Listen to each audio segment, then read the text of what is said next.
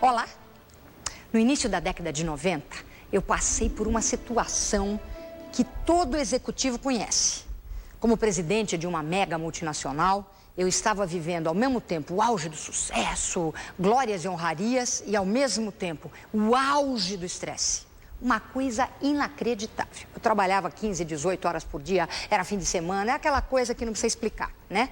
Ao ponto de que eu acabei perdendo minha capacidade de concentração, discernimento. Eu chegava de manhã no escritório, não sabia por onde começar, estava atrapalhada. Aí um colega me falou, olha, tem um médico que é professor de medicina da Santa Casa, ele é cardiologista, clínico, trabalha com medicina preventiva, é melhor você correr lá. E eu fui. E sabe o que aconteceu? Entrei no consultório deste médico e contei para ele, perguntou um pouco o meu dia a dia, descrevi. E aí ele falou, eu falei, e o que você veio buscar aqui? Eu falei, não, doutora, é que eu sei que o senhor trabalha com medicina preventiva, o senhor atende muitos executivos, e eu acho que eu preciso talvez de sei lá, umas vitaminas, alguma coisa assim, né, de suporte. E ele falou, olha aqui, menina, se você acha que isso aqui é uma tenda de milagres, você pode esquecer. Nós não vamos nem começar a consulta. Isso aqui é um consultório médico. E mais, caso ao longo da nossa conversa, pelo que você está me contando do seu dia a dia, você não se proponha a mudar agora o seu jeito de viver, o seu estilo de vida, as suas prioridades, o seu tempo. Se você não quiser fazer nada disso, eu não vou nem começar a consulta. Você já pode se embrulhar numa colcha de chenille e sair andando pelo mundo, porque seu próximo passo é esse. Pois é. E hoje sabe quem é que está aqui com a gente para conversar no Mercado Ético? Exatamente ele, o doutor Sérgio Weissmann. Que bom poder rever o senhor. Só vê que pelo resultado eu sobrevivi, né? A nossa conversa foi boa, os nossos anos, eu como sua cliente também foram muito bons, porque eu estou aqui inteira, com a vida repensada e tenho muito a lhe agradecer. Cristina, é um prazer enorme estar no meio do teu público para falar um pouquinho sobre isso. E realmente eu vi que valeu a pena te dar aquele puxão de orelhas, porque você sobreviveu esse tempo todo e olha aí, do jeito que você está. E nós continuamos tentando trabalhar para poder aprimorar técnicas de melhora de estilo de vida, ou pelo menos de convencimento das pessoas, tentando mostrar a elas que vale a pena realmente envelhecer, vale a pena envelhecer muito, desde que com boa qualidade. E para isso você tem que trabalhar para isso. Isso. Eu sei que o senhor tem muitos altos executivos entre os seus clientes. Daquela nossa primeira consulta, no início da década de 90, para cá, vamos dizer 15 anos atrás, 17, o senhor nota alguma coisa nova no mundo dos executivos? Como é que aconteceu esse encaminhamento dos seus clientes no seu consultório? Há muitos anos atrás, Cristina, quando eu me formei, eu costumo dizer que quando eu me formei há 2 séculos atrás, me dedicava muito à clínica, à cardiologia e tratava, obviamente, dos indivíduos que procuravam um médico porque estavam doentes. E à medida que o tempo foi evoluindo, nós fomos vendo que muita gente começou a entender que valia a pena procurar o médico para não ficar doente. Quer dizer, o tratar para não ter, ao invés de esperar ter para tratar. E eu me engajei nesse tipo de trabalho e realmente eu comecei a entender que a verdadeira medicina que funciona mesmo é a medicina que previne. Porque é aquela que te dá condições ou te dá matéria-prima adequada para você poder se desempenhar naturalmente. E a gente nota, no mundo corporativo, onde o exponencial é muito alto de desgaste, se não houver consciência de se criar escudos protetores, realmente nós vamos ter que conviver com doença. Eu costumo dizer para os pacientes que vão no meu consultório que eu entendo perfeitamente que quem gosta muito de médico é a mãe do médico. Mas, se ele puder me usar, vamos dizer, como médico, para poder ficar sem precisar do médico, claro. Entenda bem o aparente paradoxo, é interessante, quer dizer, vamos tentar avaliar os motivos de desgaste, as condições clínicas que foram se apresentando em função do desgaste, para podermos traçar medidas de minimização de problemas futuros.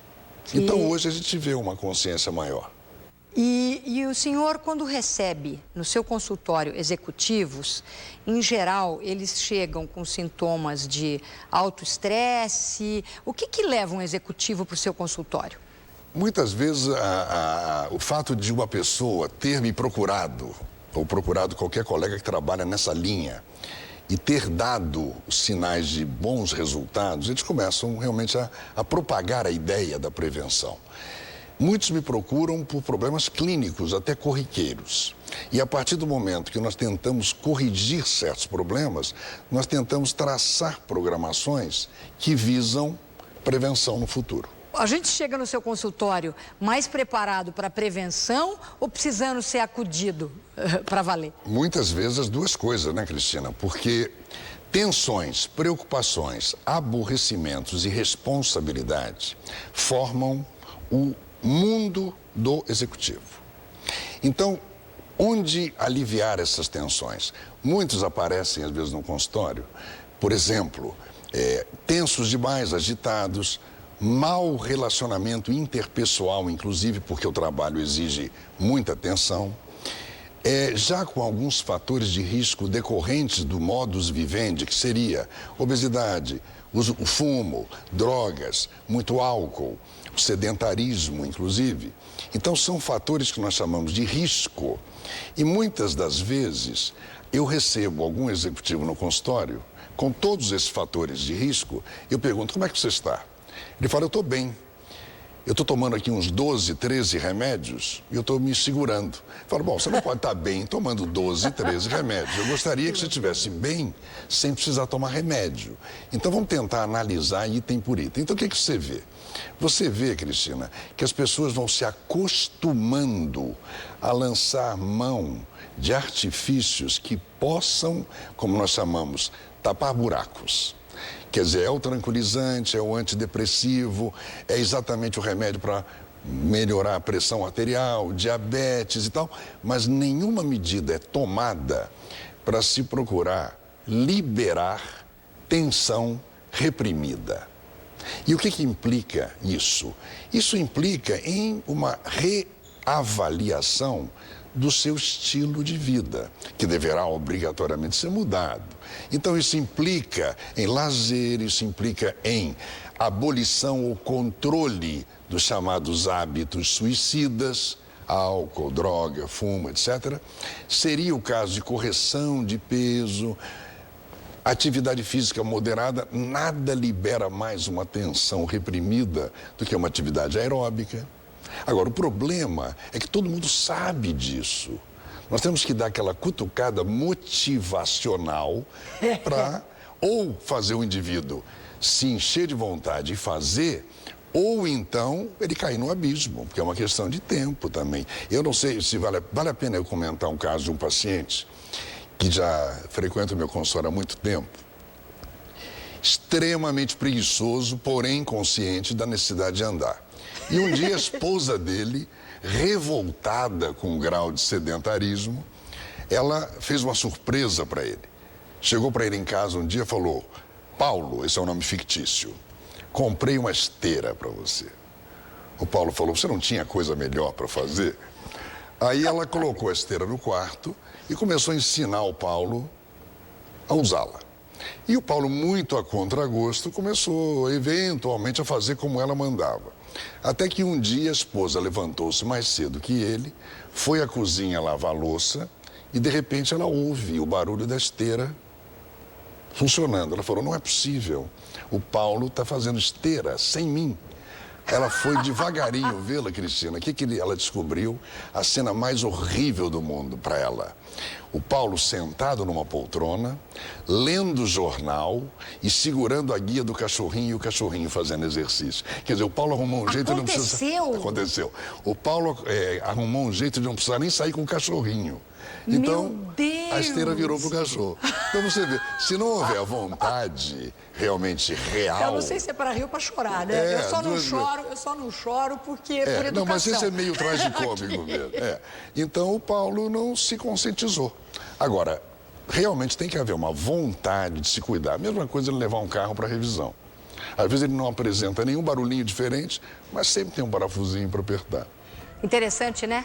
Tanta coisa que a gente sabe e não faz. Será que é porque a gente não gosta da gente? Será que é porque a gente está descolado de nós mesmos? Até o próximo bloco.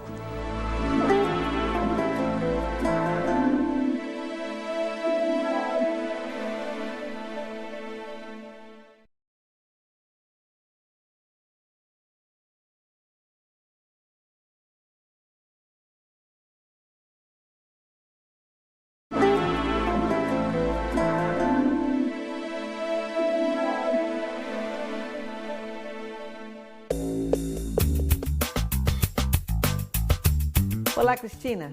A dica de hoje é um filme espanhol que retrata com inteligência o universo competitivo do mercado de trabalho. O que você faria? É o nome em português traduzido do espanhol El Método.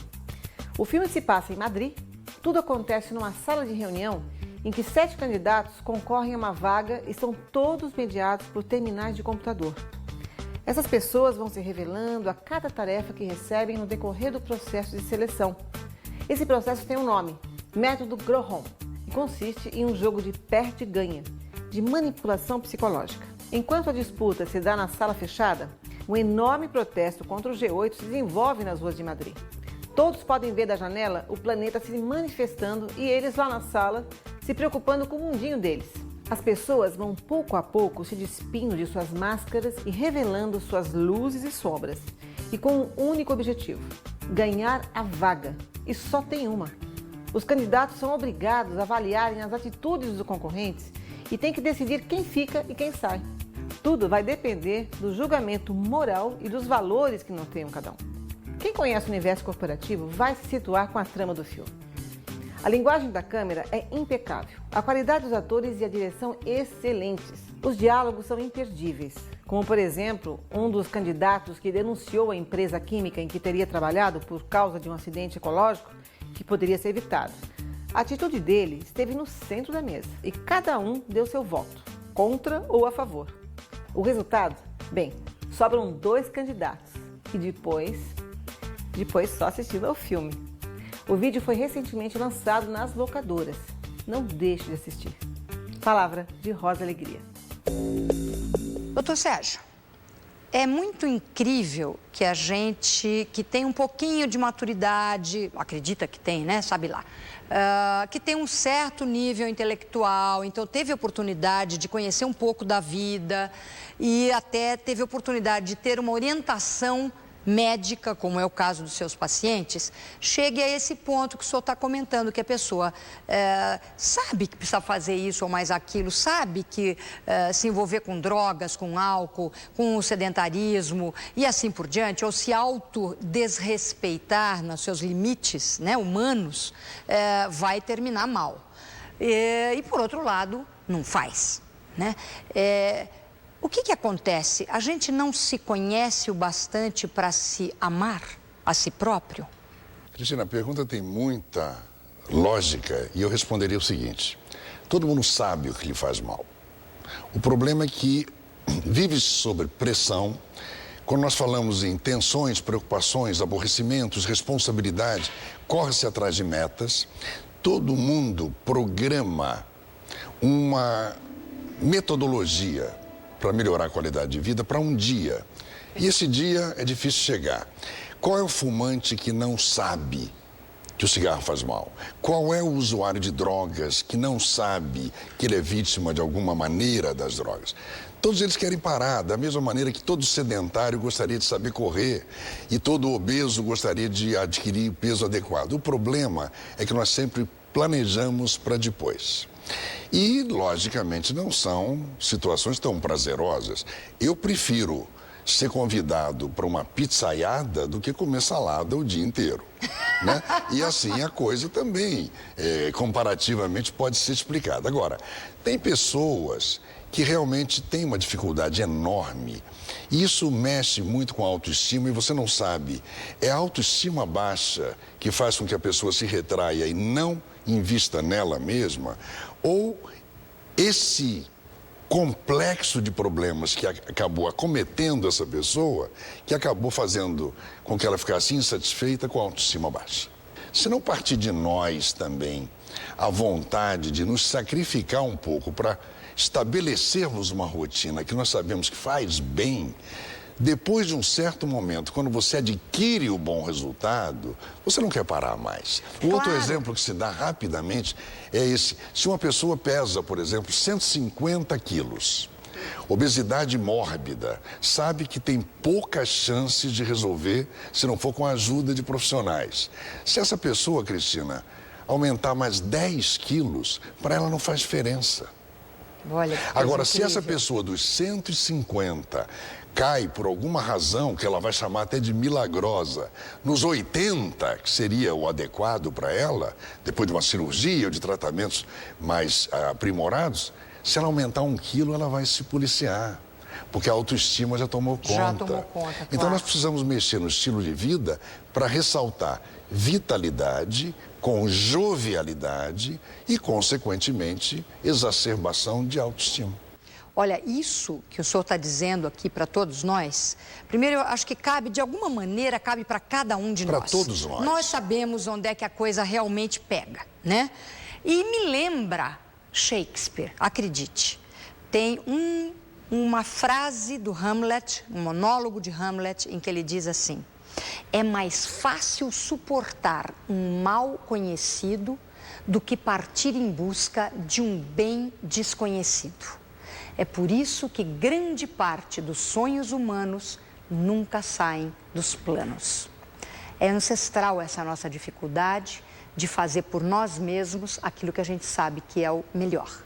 Agora, doutor Sérgio, o senhor tem trabalhado muito, e eu tenho lido os seus artigos, e eu sou uma visitante assídua do seu excelente site. Então é você?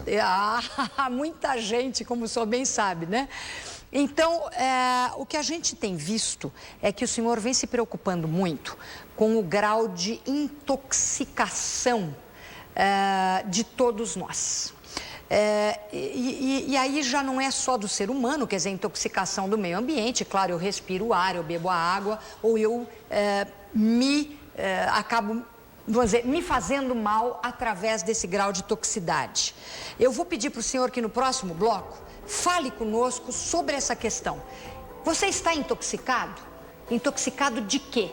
Até já.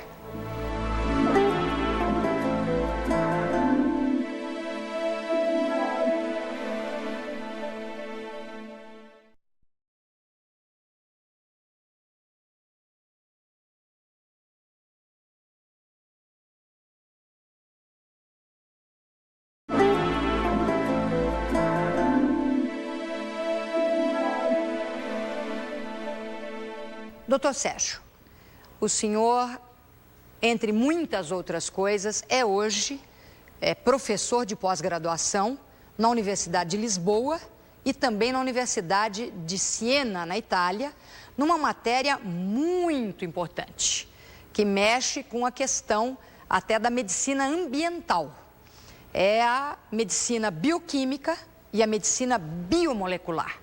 E uma das coisas que eu andei lendo no seu site é a questão de que estamos intoxicados, né? O que está acontecendo conosco, doutor? Cristina, esse talvez seja o ponto que hoje mais nos preocupa. O médico ortodoxamente formado, ele tem que procurar identificar e tratar de doença. Quando nós saímos um pouquinho do lado do tratamento da doença, nós temos que nos preocupar em tratar da saúde, coisa que não se aprende numa universidade. Então você começa a identificar tudo aquilo que nos rodeia e o que pode nos afetar a ponto de trazer doenças. Então você vê o seguinte, nós estamos fazendo estudos há longo tempo e estamos para publicar inclusive um trabalho sobre isso daqui a alguns meses, onde se você partir do ponto que nós respiramos mal, nós bebemos água contaminada, nós comemos e consumimos alimentos que têm muito conservante químico, muito agrotóxico, etc. Isso sem falar no contato diário com metais pesados de várias fontes. Então você pergunta, bom, se é assim, então não vale a pena viver? Eu acho que muito antes de um trabalho de combate aos problemas, nós temos que partir para um momento de conscientização das pessoas para a existência dos problemas. Porque você veja o seguinte, quem é que pode convencer uma indústria que produz determinados plásticos na base do PVC para consumo, que nós usamos todos os dias, e como é que nós podemos convencê-la de parar de fazer isso e voltar ao vidro? Porque o plástico é um elemento tóxico, principalmente quando ele é queimado e jogado na atmosfera. Isso é um exemplo. Outro exemplo que nos deixa hoje arrepiados, Cristina. Nós temos belíssimas condições técnicas de tratamento de água para nosso consumo. E o que é o tratamento de água? É a neutralização de micro-organismos, é a neutralização do pH, alcalinidade ou acidez, é a neutralização de metais na água. Mas nada hoje ainda combate efetivamente substâncias químicas lançadas na água. E se nós começarmos desde a indústria da alimentação até hábitos hoje já muito bem assimilados, mas que também são tóxicos, como por exemplo, eu estou levantando um ponto que pode gerar polêmicas, mas nós podemos discutir isso futuramente. O uso, eu chamaria abusivo, do flúor, tanto na água quanto na dentição das crianças. Dependendo da maneira como isso é feito, isso também vai trazer problemas futuros gravíssimos à medida que nós envelhecemos. De que tipo? De que tipo? De doenças degenerativas, principalmente de ordem osteoarticular. E vocês vejam o seguinte, por que nós usamos flúor? O nosso organismo não precisa de flúor, mas há anos atrás começou-se a fazer uso de flúor. Existe uma corrente dentro da odontologia que defende o flúor como preventivo de cáries. Cáries, aprendi isso também. Mas uma corrente mais moderna hoje já sabe que se a criança consumir menos açúcar, essa é a grande prevenção. Mesmo que ela não use flúor, ela não vai ter cárie. Tá certo. E trabalhos são feitos em observação de crianças que evoluem com dentição. Então, eu estou te dando exemplos. Nós temos exemplos aos montes e hoje nós estamos tendo quantidade enorme de embasamento científico e informações que nos podem alertar para no futuro tomarmos providências melhores. Hoje não adianta eu dizer, vamos fazer isso, ou alguém dizer, vamos fazer aquilo. Nós temos que pelo menos acreditar que a coisa existe. Com certeza. Agora, doutor, diante dessas informações que são extremamente graves, né? Eu acabo tendo que... Começo a entender quando o senhor diz que a indústria da saúde, na verdade, se transformou na indústria da doença. Essas são palavras suas, claro. Eu li isso no seu site. Então, isso é o que aconteceu. Isso está no meio de todo um contexto. Se você vê, por exemplo, não me envergonho de dizer isso no teu programa público, eu sou hoje um antagonista de uma substância que é muito usada no dia a dia, principalmente quando a pessoa quer emagrecer, que é um adoçante chamado aspartame. Eu antigamente era um usuário do aspartame, até o momento que eu comecei a descobrir efeitos tóxicos e nocivos que já são bem comprovados, embora muitos gostem de negar isso. Agora, é claro que se por acaso eu tomo consciência do problema, eu sei que ele me faz mal ou pode me fazer mal, eu vou procurar alternativas, vou procurar saídas para me proteger. E realmente, desde a alimentação até o que está em volta de nós, até o ar que respiramos, tudo tem o seu potencial lesivo. Agora, por que tem umas pessoas que são mais acometidas do que outras em relação a doenças por causa desses agentes? Depende do estado do organismo. Claro. Tem organismo que está mais suscetível, mais vulnerável, até porque nunca se cuidou. E outros, você vê, o dia a dia hoje de um grande executivo é sair de uma reunião correndo e comer no balcão da padaria rapidinho e voltar correndo para continuar a reunião. Ele encheu a barriga, mas não se nutriu. Então, se nós não dermos ao organismo matéria-prima de nutrição adequada para criarmos um escudo protetor, nós estaremos realmente fulminados em pouco tempo. Impressionante. O tempo se esgota, mas a qualidade do que o Dr. Sérgio Weissmann está trazendo não se esgota. É tão importante que eu faço aqui minha promessa. No Mercado Ético da próxima semana, essa conversa continua com o Dr. Sérgio e você. Até lá.